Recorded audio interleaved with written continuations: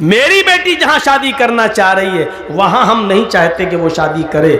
हमने अपनी पसंद का लड़का लाकर उसका निकाह करा दिया और बेटी मजबूर होकर उसके साथ निकाह करती है तो उसके निकाह की कोई हैसियत नहीं है। दुनिया का कितना ही अमीर बाप हो, कितना ही बड़ा मौलवी हो, कितना ही बड़ा सरपंच और चौधरी हो, अगर उसने अपनी बेटी की मर्जी के खिलाफ उसकी शादी किसी दूसरी जगह कर दी तो इस शादी का कोई एतबार नहीं है शरीयत के अंदर। मसलन हम जहां करना चाह रहे हैं शादी, मेरी बेटी वहां तैयार नहीं है। मेरी बेटी जहां शादी करना चाह रही है वहां हम नहीं चाहते कि वो शादी करे।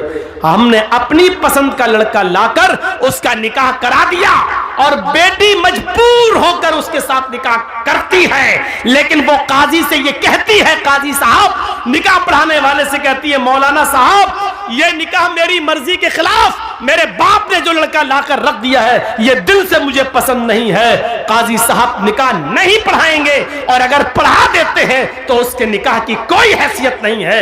एक औरत, एक सहाबिया अल्लाह के नबी के पास आई और कहती, अल्लाह के रसूल मेरे बाप ने मेरा निकाह ऐसी जगह कर दिया है जो लड़का मुझे पसंद नहीं है। अल्लाह के रसूल ने निकाह हो जाने के बाद भी उस लड़की से कहा, अगर वो तुम्हें पसंद नहीं और इसके बावजूद तुम्हारे बाप ने तुम्हारी शादी कर दी है तो तुझे इख्तियार है, तू चाहे तो उस लड़के के साथ रहे या तू चाहे तो मैं निकाह तेरा फिस्क कर देता हूं। लड़के के तलाक देने की जरूरत नहीं है, निकाह फिस्क कर देता हूं। एक इद्दत गुजारेगी हैज की, जिसका निकाह फिस्क होगा उसकी इद्दत 3 महीने नहीं है, सिर्फ एक हैज उसकी, एक पीरियड उसकी इद्दत है। तुम एक पीरियड, एक माहवारी, एक एमसी, बस ये पीरियड गुजारो और जैसे ही तुम्हारा महीना हो, महीना से खत्म होने के बाद ही तुम दूसरी शादी कर सकती हो अपने मनपसंद लड़के के साथ। लेकिन लड़की को शादी के लिए वली की सख्त जरूरत है, अपने बाप की, सरपरस्त की, मालिक की जरूरत है। लड़की, ये सच है कि लड़की की मर्जी के बगैर निकाह नहीं होगा, लेकिन यह भी सच है कि लड़की अपनी मर्जी से अकेले भी निकाह नहीं कर सकती है। उसको निकाह के लिए वली की इजाजत चाहिए और वली उसका बाप है। बाप अगर दिमागी तौर पर कमजोर है तो चचा है, चचा दिमागी तौर पर कमजोर है तो लड़की का भाई है, और लड़की का भाई भी नहीं तो कोई और जो उसका रिश्तेदार करीबी होगा उसकी इजाजत चाहिए। लेकिन जिस लड़की का कोई ना हो तो फिर काजी खुद वली बन सकता है। जैसे मौलाना जर्जीस अगर किसी का निकाह पढ़ा रहे हैं, लड़की का बाप भी नहीं है, लड़की का भाई भी नहीं है, लड़की का चचा भी नहीं है, तो फिर मौलाना जर्जीस खुद काजी, खुद वली बन सकते हैं और उस लड़की का वली बनकर निकाह करा सकते हैं। काजी वली बन सकता है। लेकिन कोई दूसरे गांव की लड़की अपने बाप का घर छोड़कर भागकर आपके गांव में रतनी में आ जाए तो रतनी का रहने वाला कोई बुढ़ा उस लड़की का बाप नहीं बन सकता है। होता है ऐसा, समझ रहे हैं ना।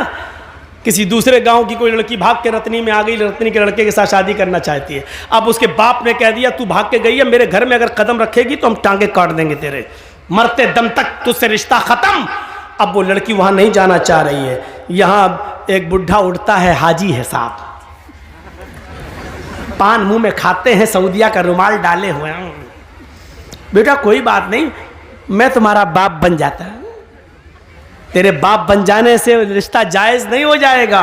वो लड़की भाग कर आई है, न किसी के बाप के बन जाने से, न हाजी और नमाजी, कोई मौलवी भी उसका बाप नहीं बन सकता है। मुंह बोले बाप की कोई हैसियत नहीं है शरीयत के अंदर।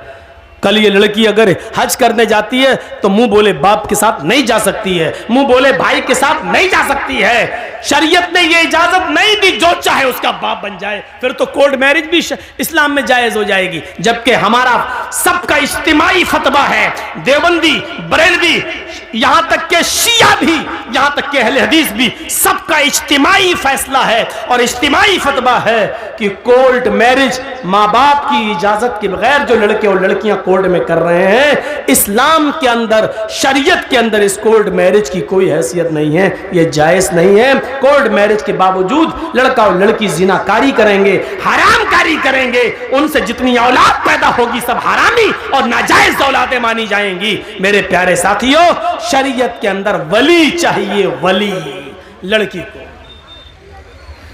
वली। तो इतनी इज्जत दी है इस्लाम ने औरत को कि औरत अपनी मर्जी से पहले लड़की का निकाह होगा, इजाजत ली जाएगी, उसके बाद लड़के का निकाह होगा। अगर शादी के दिन ही लड़की मना कर देगा हम नहीं करेंगे, लौटाओ इन चोरों को, भगाओ भगाओ इन डाकुओं को, ये लूटने आए हैं, नहीं करेंगे। मेरे भाइयों, हमें और आपको फैसला करना पड़ेगा। तो इतनी जिहालत थी अरब के अंदर, लेकिन इस्लाम ने इतनी इज्जत बख्शी है औरत को। जहां लड़कियों को जिंदा दफन कर दिया जाता था,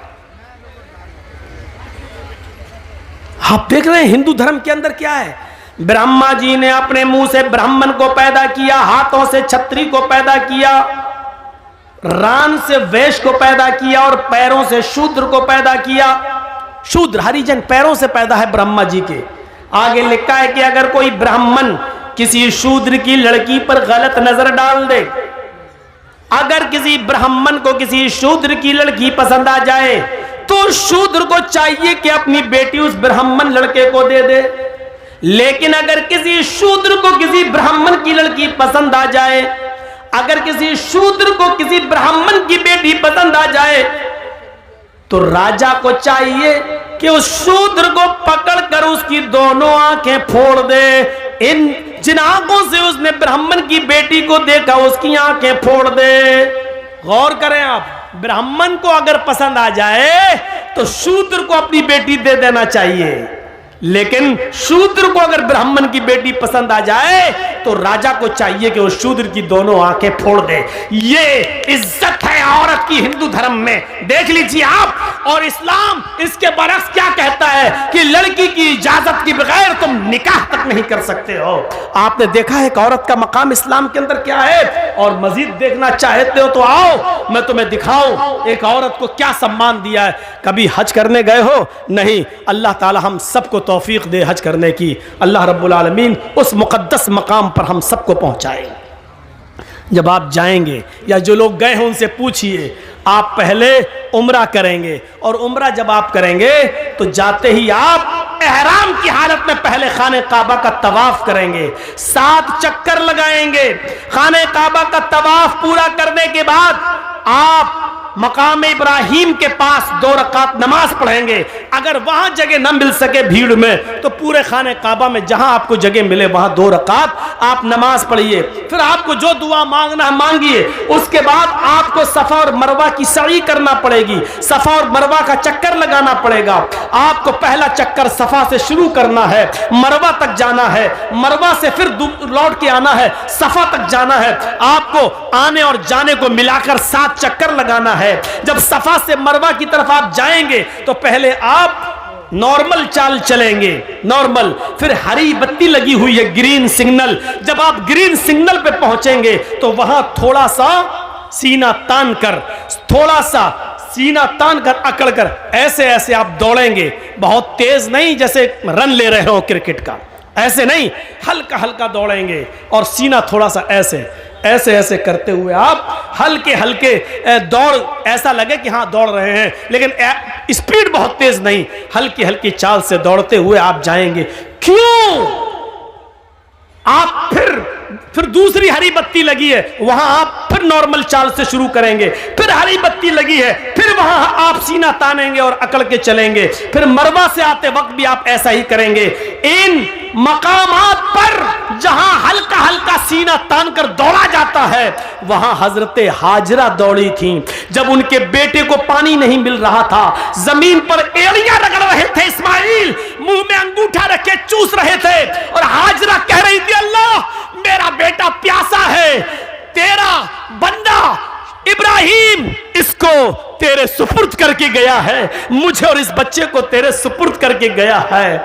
जब मैंने पूछा कि मुझे किसके हवाले करके जा रहे हो, किसके हवाले, इला मन ततरुकुना, हमें किसके हवाले छोड़ के जा रहे हो?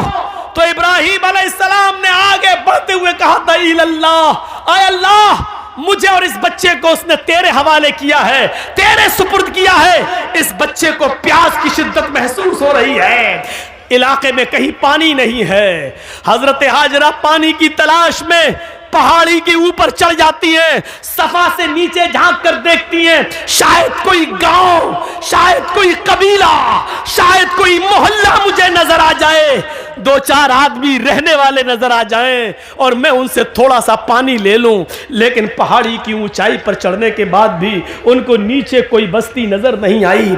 सफा से चक्कर लगाती हैं, नॉर्मल चाल चलती हैं, फिर थोड़ी दूर सीना तान कर चलती हैं, दौड़ती हैं, फिर रुकती हैं, फिर नॉर्मल चाल चलती हैं, फिर दौड़ती हैं, मरवा पे पहुंच जाती हैं। मरवा की पहाड़ी से नीचे झांक कर देखती हैं कि कोई बस्ती मिल जाए, कोई मोहल्ला मिल जाए, कोई गांव मिल जाए जहां मैं थोड़ा सा पानी लेकर अपने बच्चे को पिला सकूं। लेकिन मरवा की पहाड़ी के नीचे भी कोई बस्ती आबाद नहीं है। लेकिन अपने बच्चे को देखती है, होठ में अंगूठा रखे हुए है, अपने बच्चे की प्यास की खातिर फिर मरवा से सफा, फिर सफा से मरवा, फिर मरवा से सफा, फिर सफा से मरवा, 7 चक्कर लगाकर अपने बेटे के पास आकर बैठ जाती है और कहती है, अल्लाह जितना मैं औरत होकर कर सकती थी कर लिया, एक लेडी होकर कर सकती थी कर लिया, जितना दौड़ सकती थी दौड़ चुकी, जितनी मेहनत कर सकती थी कर ली, अब ताकत मेरे बस से बाहर हो चुकी है। अल्लाह तू ही गैब से मदद फरमा, इस इस्माइल के लिए पानी का इंतजाम कर दे। अल्लाह इसको मेरा शौहर मुझे और इस बच्चे को तेरे हवाले करके गया है। अल्लाह ने कहा, जिब्रील क्या देखते हो, मेरी बंदी ने मुझे पुकारा है और मेरा बंदा इब्राहिम मेरे हवाले करके गया है, मेरे भरोसे पर छोड़ कर गया है और मेरे ही रास्ते में गया है। जाओ जहां इस्माइल पैरों की एड़ियां रगड़ रहे, तुम अपना पर वहीं पर मारो। जिब्रील अमीन आसमान से नीचे उतरते हैं और जहां इस्माइल एड़ियां रगड़ रहे थे वहीं पर मारते हैं और पानी का चश्मा जारी हो जाता है, पानी बहने लगता है। हाजरा उस पानी को देखकर खुश हो जाती हैं और उसको मुंडेर बांधने लगती है। पानी इधर उधर बहने लगा, वो सोच रही थी कि पानी कहीं ख़त्म ना हो जाए, इसलिए समेटने लगी। कितना समेटेंगी, पानी का चश्मा निकल रहा है, पानी इधर उधर ऐसे समेट रही है और अब अबरानी जबान में कह रही हैं, जम जम। ये अरबी का जुमला नहीं है, जम जम जम जम जम का मतलब होता रुक रुक, ठहर ठहर, कहां जा रहा, रुक, जम जम, बार बार कह रही जम जम यानी रुक रुक, जम जम ठहर ठहर, ये बार बार कह रही हैं। लेकिन पानी कहां ठहरने वाला है, वो समेटती है, पानी बह जाता है। हजरत हाजरा मिट्टी से एक मुंडेर बांध देती हैं ताकि पानी इधर उधर न जाए, इसी में जमा हो जाए। मेरे भाइयों, अल्लाह के नबी ने फरमाया, अल्लाह हाजरा पर रहम फरमाए। अगर हाजरा ने उस पानी की बाउंडेशन न की होती, हाजरा ने उस पानी की मुंडेर न बांधी होती, हाजरा ने उस पानी को रोका ना होता, तो अल्लाह उस पानी को सारी दुनिया में पहुंचा देता। और जो चीज आम हो जाए फिर उसकी कदर नहीं होती। देख रहे हो ना, गंगा का पानी हर जगह बहता फिरता, कोई कदर है? जो चाहता उसमें लैट्रिन कर देता है, जो चाहता पेशाब कर देता है, जो चाहता उसमें पायखाना कर रहा है, जो चाहता उसमें गंदगी फेंक रहा है। बार बार योगी और मोदी सरकारों को लोग ललकार रहे हैं, तुम तो कह रहे थे हम गंगा की सफाई करेंगे, आज तक गंगा की सफाई नहीं हुई है। सरकारें कटघरे में खड़ी है, गंगा की सफाई नहीं हो पा रही है। अब इस पानी की कोई कदर नहीं, क्योंकि जो चीज आम हो जाती है उसकी कोई कदर नहीं होती है। आज जमजम की कदर इसलिए है क्योंकि वो आम नहीं हुआ है। हजरत हाजरा ने उसकी मुंडेर बांधी। अब आपको जो बताना चाहता हूं वो ये, हाजरा सफा से मरवा तक जा रही हैं, कहीं कहीं सीना तान के जा रही हैं और दौड़ती हुई जा रही हैं।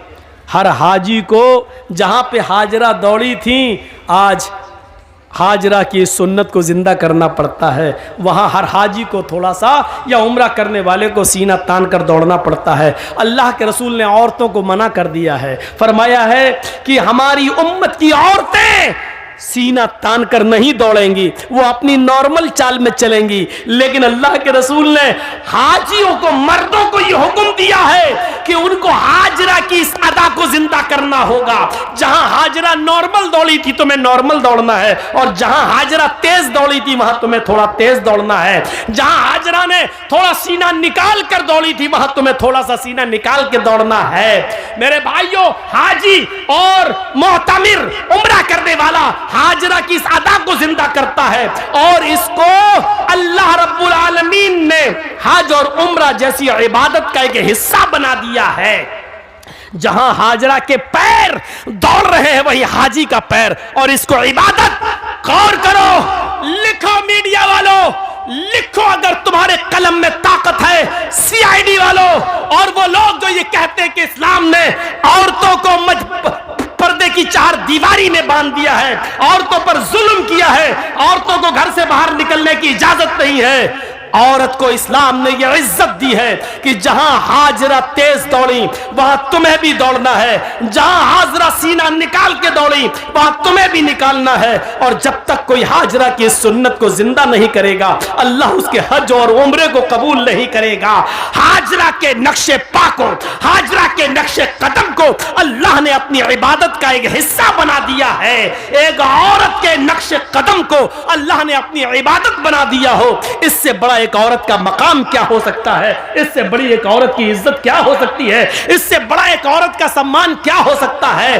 कोई किसी मजहब ने औरत के पैर, औरत के हाथ, औरत के कदम को अपनी इबादत का हिस्सा नहीं बनाया है। आज भी देख लीजिए, हिंदू धर्म के अंदर बीवी की लंबी उम्र के लिए कोई रोजा और इबादत नहीं है, लेकिन आदमी की लंबी उम्र के लिए औरतों को करवा चौथ का रोजा रखना पड़ता है। यहां उल्टी गंगा बहती है। देखिए, मैं किसी मजहब पर तनकीद नहीं कर रहा हूं, हर आदमी आजाद है, किसी भी मजहब पर वो अमल कर रहा है। हमें जबरदस्ती किसी को अपने मजहब में शामिल नहीं करना, आजाद है वो। लेकिन मुआजना जब किया जाता है तो बताया जाता है, मेरे भाइयों, हमारे यहाँ एक मर्द अगर 2 या 3 या 4 बीवी रख ले तो बड़ा एतराज, इस्लाम ने 4-4, वाह, एक औरत को 4 औरतों की इजाजत है, एक मर्द को, एक औरत को 4 मर्द रखने की इजाजत क्यों नहीं है? बड़े एतराजात उठते हैं। मेरे भाइयों, हम चाहें तो लौट कर तुम्हें भी जवाब दे सकते हैं। 5 पांडव एक ही पत्नी रखते थे, द्रौपदी। 5 पांडव की एक ही पत्नी थी, द्रौपदी। 5 भाइयों ने एक ही औरत को रखा था, द्रौपदी। आप अंदाजा लगा सकते हैं, हमें वो लोग नसीहत करते हैं जो खुद शीशे के मकान में रहते हैं और हमारे पत्थर के मकान पर पत्थर, मजबूत मकान पर पत्थर मार के गिराना चाहते हैं। उनको ये नहीं मालूम कि तुम्हारा मकान शीशे का है। अगर इधर से जवाब में एक पत्थर हमने फेंक दिया है तो तुम्हारे मकान का हाल क्या होगा? मेरे भाइयों, जो खुद शीशे के मकान में रहते हो उनको दूसरों के पत्थर के मकान पर पत्थर फेंकने का हक नहीं है। उनको डरना चाहिए, अपने मकान के कमजोर होने का एहसास होना चाहिए, एहसास उनको होना चाहिए। जो हमारे नबी की 11 और 12 बीवियों पर एतराज करते हैं, उनको कृष्ण कन्हैया की गोपियों की तादाद मालूम होनी चाहिए। 16,108 शीशे के मकान में रहने वाला किसी के मजबूत मकान पर पत्थर नहीं फेंकता है, क्योंकि वो जानता है कि अगर जवाब पे इसने पत्थर फेंका तो हमारे शीशे के मकान का हाल क्या होगा। इसलिए अक्लमंदी इसमें है कि आदमी किसी दूसरे के मजहब पर बगैर पढ़े लिखे तनकीद न करे, बल्कि हर मजहब को इज्जत की नजर से देखे। हम आपके मजहब की इज्जत करते हैं, लेकिन इस बात की इजाजत नहीं देते कि हमारे मजहब पर तनकीद हो। आप हमारे मजहब की इज्जत कीजिए और इस बात की इजाजत मत दीजिए कि हम आपके मजहब पर तनकीद करें। तनकीद करने का कोई हक नहीं है। मेरे भाइयों, जिस मजहब में जो अच्छाइयां हो वो ले लेना चाहिए। अच्छाई जहां से मिले वो हमारी खोई हुई अमानत है, उसे हमें ले लेना चाहिए। और बुराई जिस मजहब के अंदर भी हो, जिस धर्म के अंदर भी हो, उसको छोड़ देना चाहिए, चाहे वो किसी भी मजहब के अंदर पाई जा रही हो। मैं ये कह सकता हूं कि इस्लाम के अंदर कोई बुराई नहीं है, मुसलमानों में बुराइयों की कमी नहीं है। दोनों बातें अलग अलग हैं। फिर सुन लीजिए, इस्लाम में कोई बुराई नहीं है, लेकिन मुसलमानों में किसी बुराई की कमी नहीं है। एक साइंटिस्ट ने कहा था कि मैंने जब धर्मों का मुताला किया तो मुझे सबसे अच्छा धर्म इस्लाम लगा। जब मैंने मजहबों का मुताला किया, हिंदू धर्म, ईसाई धर्म, जैन धर्म, सिख धर्म, यहूदी मजहब, बुद्ध मजहब, इस्लाम धर्म, मैंने सारे मजहब की स्टडी की तो मुझे पढ़ने में सबसे अच्छा मजहब इस्लाम लगा। लेकिन जब मैंने दुनिया घूम कर देखा और हर मजहब के मानने वालों का जायजा लिया, मैंने यहूदियों की बस्ती में यहूदियों को देखा, ईसाइयों की बस्ती में ईसाइयों को देखा, जैनियों की बस्ती में जैनियों को देखा, और हिंदुओं की बस्ती में हिंदुओं को देखा, बुद्धिस्टों की बस्तियों में बुद्धिस्टों को देखा, मुसलमानों की बस्ती में और मोहल्ले में मुसलमानों को देखा। मैंने हर बस्ती में हर मजहब के मानने वालों का जायजा लिया तो मुझे दुनिया की बिगड़ी हुई बदमाश बदकम्माश कौमों में सबसे ज्यादा बदतर और सबसे ज्यादा नालायक कौम मुसलमान नजर आई। हकीकत कड़वी मगर हक बजाने में उसने बात कही है। यह क्या बात है कि दूसरों की बुराई हमें सुनकर बड़ा मजा आता है। अगर हमारे अंदर भी कोई कमी है तो उसको सुनने की भी क्षमता हमारे अंदर होनी चाहिए।